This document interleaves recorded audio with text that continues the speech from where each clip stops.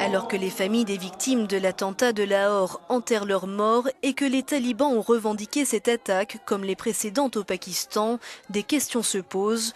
Que font les talibans dans ce pays? Sont-ils les mêmes qu'en Afghanistan et pourquoi ciblent-ils les chrétiens? Une minorité, certes cible de violentes attaques ces derniers temps, cible désignée en tout cas, même si l'attentat de Lahore a fait plus de morts dans les rangs musulmans. Les chrétiens sont visés essentiellement pour deux raisons. Une loi remontant à une trentaine d'années, souvent utilisée comme prétexte, mais aussi pour des motifs politiques. Avant la partition du pays en 1947, les minorités représentaient 15% de la population de cette république islamique contre 4% aujourd'hui.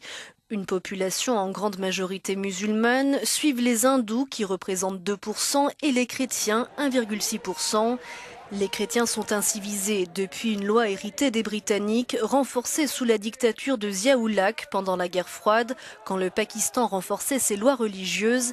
Celle sur le blasphème condamne ceux qui insulteraient l'islam et le prophète, un texte que les fondamentalistes défendent coûte que coûte, comme ceux qui manifestent depuis février en soutien à un extrémiste pendu pour avoir assassiné le gouverneur qu'il était censé protéger et qui souhaitait assouplir cette loi.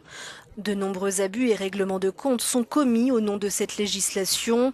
Les talibans se vengent à la fois contre ceux qui ne partagent pas leur religion et contre le gouvernement. Lorsqu'ils attaquent cette école en décembre 2014, faisant 140 morts, c'est bien l'armée qu'ils visent à travers ces enfants de militaires.